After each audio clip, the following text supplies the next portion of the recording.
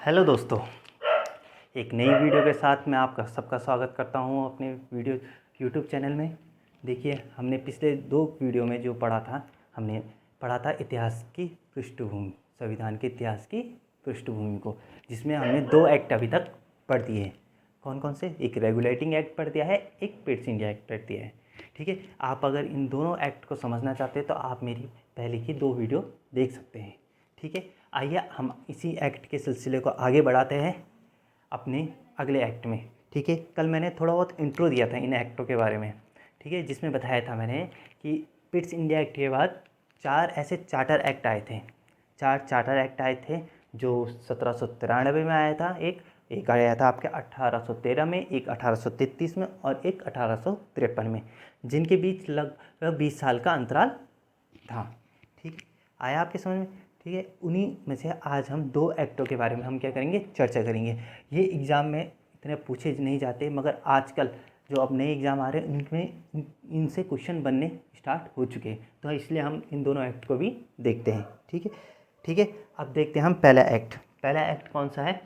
Charter act 1793, 1793।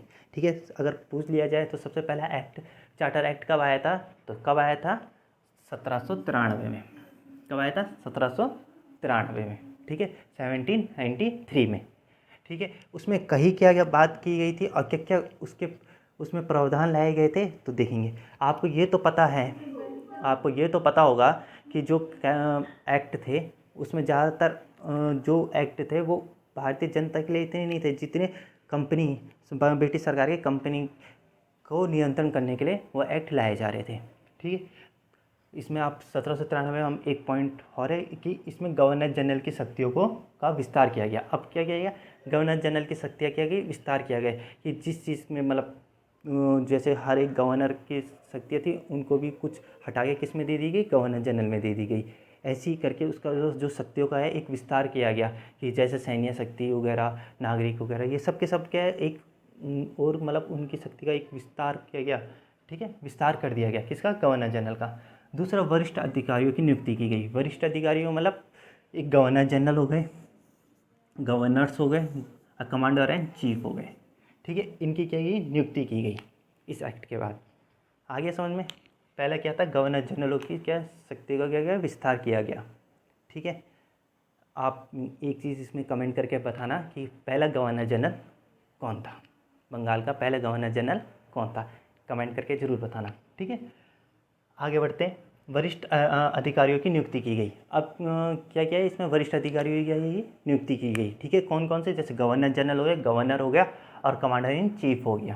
ठीक है, अगला पॉइंट क्या था इसमें? वरिष्ठ अधिकारियों की अनुमति के बिना भारत नहीं छोड़ेंगे। जो कंपनी के कर्मचारी थे, हाँ ठीक है, जो कंपनी के कर्मचारी थे वो बिना वरिष्ठ अधिकारियों के अनुमति के भारत नहीं छोड़ सकते। इस एक्ट में क्या था कि जो कंपनी के कर्मचारी थे वो भारत नहीं छोड़ सकते बिना उनके वरिष्ठ अधिकारियों की अनुमति, मतलब बड़े अधिकारियों की अनुमति के द्वारा।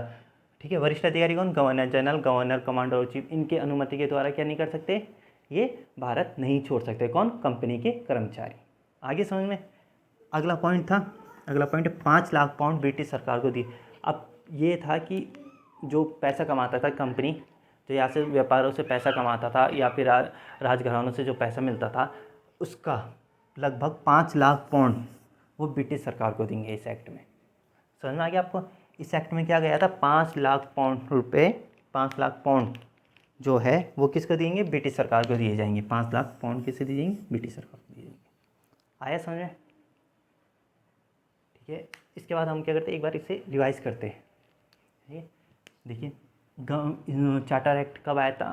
पहला चार्टर एक्ट आया था 1793 में। इसमें क्या किया था? इसमें सबसे पहले गवर्नर जनरल की शक्तियों का क्या किया था? विस्तार किया था, विस्तार किया गया था। गवर्नर जनरल की शक्तियों का क्या किया था? विस्तार किया गया था। वरिष्ठ अधिकारियों की नियुक्ति करी थी। कैसे वरिष्ठ अधिकारी? Governor general, governor, commander in chief. इसमें कंपनी के कर्मचारी जो थे वो भारत को नहीं छोड़ सकते बिना वरिष्ठ अधिकारियों की अनुमति के, तो बिना वरिष्ठ अधिकारियों की अनुमति के भारत को नहीं छोड़ सकते। और अंतिम इसमें क्या पॉइंट है कि 5 लाख पाउंड लगभग ब्रिटिश सरकार को दिए जाएंगे प्रतिवर्ष। ठीक है, इसमें ये था 5 लाख पाउंड कितने ब्रिटिश सरकार को दिए, किसके द्वारा? कंपनी के द्वारा। ठीक है, आइए आगे बढ़ते हैं। अब नेक्स्ट 20 साल बाद 1813 में अगला चार्टर एक्ट आया। ठीक है, आजकल इससे क्वेश्चन ज़्यादा बन रहे हैं इस चार्टर एक्ट से। ठीक है, देखते हैं क्या है इस चार्टर एक्ट में। अब सबसे पहले दूसरा चार्टर एक्ट कब आया था? जो दूसरा चार्टर एक्ट आया है वो आया 1813 में आया है। ठीक है, 20 साल के अंतर्गत क्या है, 1813 में क्या है, दूसरा चार्टर एक्ट आया। इसमें सबसे पहले क्या गया था, कंपनी के एक अधिकार को ख़त्म किया गया था। कंपनी के एक अधिकार को ख़त्म किया गया था, मतलब जो कंपनी आती थी उसे केवल यहाँ व्यापार करने का अधिकार था और किसी ने अभी उसको हटा के अब सबको क्या था, या व्यापार करने का क्या अधिकार दे दिया गया था। केवल चाय को छोड़कर, केवल क्या, चाय को छोड़कर, चाय में केवल कंपनी का ही अधिकार था। ठीक है, अगला पॉइंट, और चाय को और चीन के साथ जो व्यापार था उसमें भी केवल एक अधिकार था, किसका, कंपनी का ही। ठीक है, उन दोनों को छोड़ के बाकी क्या क्या है, एक चाय हो गया और एक किसका, चीन का, एक किसका, चीन का।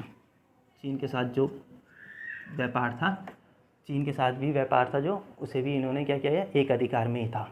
ठीक है, बाकी जो अधिकार थे वो एक अधिकार सब छीन लिए गए थे, केवल दो को छोड़ के, केवल इन दोनों को छोड़ के, एक चाय को छोड़कर एक चीनी के साथ जो व्यापार होता था उसे छोड़कर बाकी सबका एक अधिकार क्या था, छीन लिया गया था, किससे, कंपनी से।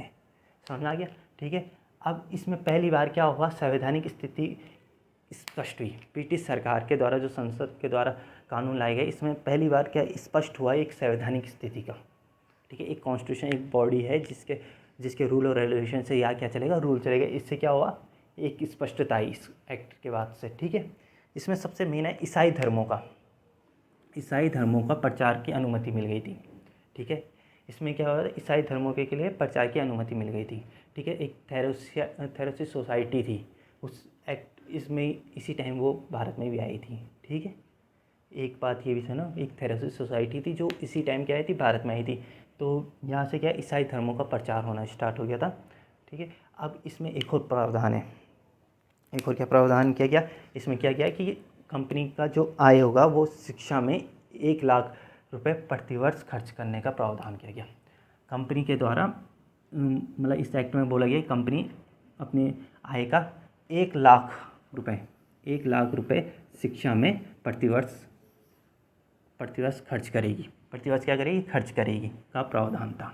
ठीक है, आया आपके समझ में? इस एक्ट में क्या बोला गया, देखिए एक बार फटाफट इसे रिवाइज करते हैं। ठीक है, ज़्यादा पॉइंट नहीं है, छोटे छोटे मगर इंपॉर्टेंट पॉइंट है। दूसरा एक्ट कब आया, 1813 में आया। ठीक है, दूसरा एक्ट कब आया, 1813 में आया। ठीक है, इसमें कंपनी के एक अधिकार को क्या है, छीन लिया गया था। ठीक है, केवल कौन से कंपनी में कौन सा एक अधिकार था, केवल एक चाय का था और एक चीन के साथ क्या व्यापार करने का अधिकार था, बाकी सारे एक अधिकार क्या गए, छीन लिए गए थे। ठीक है, दूसरा पॉइंट था कि इसमें ब्रिटिश राज्य की संवैधानिक स्थिति पहली बार स्पष्ट हो गई। जो ब्रिटिश राज्य था, मतलब जहाँ कंपनी का राज शासन था, वहाँ पे संवैधानिक स्थिति एक बार पहली बार क्या स्पष्ट होने लग गई थी कि यार एक रूल है, एक रूल के हिसाब से यार चलता है। ठीक है, ये ईसाई धर्मों का क्या प्रचार की अनुमति मिल गई थी इसके बाद। ठीक है, ईसाई धर्मों की प्रचार की अनुमति मिल गई थी इस एक्ट के बाद। ठीक है, इसके बाद अगला पॉइंट आया है जो कंपनी की आय से 1 लाख रुपए प्रतिवर्ष खर्च किया जाएगा, किसमें, शिक्षा में। प्रतिवर्ष किसमें, शिक्षा में खर्च किया जाएगा। ठीक है, आया आपके समझ में? ठीक, दोनों एक्ट आ गए। एक बार फटाफट इसे क्या करते, रिवाइज करते, आपको भी एक और बार क्या आ जाएगा, समझ में आ जाएगा। ठीक है, सबसे पहला चार्टर एक्ट कब आया, 1793 में आया। कब आया, 1793 में आया। उसमें क्या बोला गया था, गवर्नर जनरल की जो सारी शक्तियों का विस्तार किया गया। गवर्नर जनरल की क्या शक्तियों का विस्तार किया गया। वरिष्ठ अधिकारियों की नियुक्ति की गई, जिसमें गवर्नर कमांडर इन चीफ थे। ठीक है, वरिष्ठ अधिकारियों की अनुमति के बिना कंपनी का कोई भी कर्मचारी भारत छोड़ के नहीं जा सकता था। ठीक है, 5 लाख पाउंड ब्रिटिश सरकार को कर के रूप में देने पड़ेंगे। ठीक है, इसमें ये प्रावधान था 1793 में। अब अगला 1813 के चार्टर एक्ट में क्या था, कंपनी का एक अधिकार छीन लिया गया था। केवल 2 चीज़ों का एक अधिकार था कंपनी का इसके बाद, एक चाय की खेती में और एक चीन के साथ व्यापार में।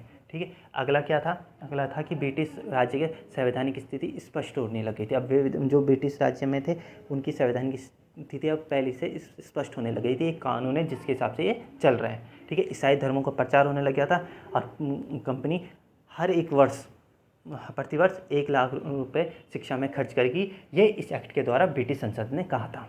ठीक है, आया आपके समझ में?